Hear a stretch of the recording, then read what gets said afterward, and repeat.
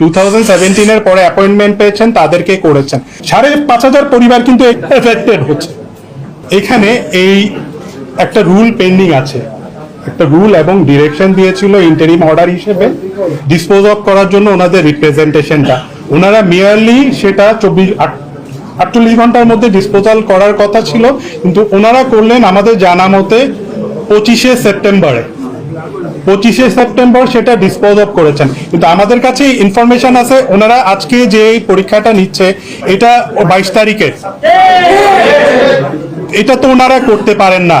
আর যে rule merely, এই রুলটার মধ্যে কিন্তু সেকেন্ড আরেকটা ডিরেকশনের উপরে রুল আছে, why a direction should not be given upon the respondent to withdraw the notice. এই নোটিশটাকে উইথড্র করার কথা বলেছে যে 14 তারিখের যে ওনারা দিয়েছে 14ই আগস্টের যেটা কম্পিটেন্সি, যেটা ইন দ্য গাইজ অফ মানে ওনাদেরকে টার্মিনেট বা ডিসমিস করার জন্য, এটা তো ওনারা করতে পারে না। ওনারা নতুন কোনো রুল দিয়ে পুরনো সার্ভিস রুল বা সার্ভিস কোডকে চেঞ্জ করতে পারবে না, এটা প্রিন্সিপাল অফ ন্যাচারাল জাস্টিসের ভায়োলেশন। আর এখানে 5,500 এখানে যারা অফিসিয়াল আছেন বা অফিসার আছেন পিক এন্ড চুজের ভিত্তিতে করা হয়েছে।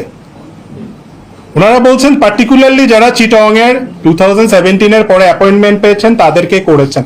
তো যদি সবার জন্যও করতো তাও কিন্তু এটা মানে ভায়োলেটিভ, আইনের লঙ্ঘন। আর এই রুলের তো শুনানি হয় নাই, ওনারা তো সুপ্রিম কোর্টেও যান নাই, আমরা যতদূর জানি ওনারা কোর্টে কিন্তু অ্যাপিয়ার করেন নাই। বাংলাদেশ ব্যাংকের গভর্নর হচ্ছে রেসপন্ডেন্ট নাম্বার 1 আর রেসপন্ডেন্ট নাম্বার 2 হচ্ছে এমডি ইসলামী ব্যাংক, ডিএমডি যিনি সার্কুলার দিয়েছেন ওনারা, উনি হচ্ছে রেসপন্ডেন্ট নাম্বার 4। তো এই যে এই জিনিসগুলো করছেন এটা completely violation of service rule.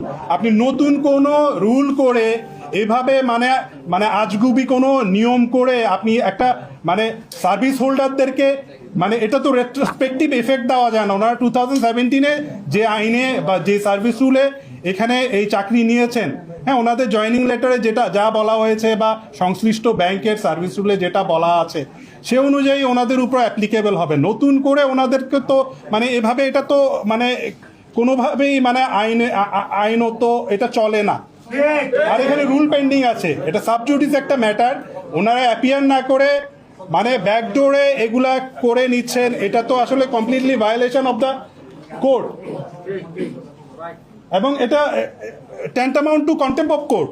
ওনারা কোর্টে অ্যাপিয়ার করেন নাই, অ্যাপিয়ার না করে এখন এই এতগুলা 5,500 জন এমপ্লয়ি যাদের ধরা 5,500 পরিবার কিন্তু এখানে ইয়ে হচ্ছে, এফেক্টেড হচ্ছে।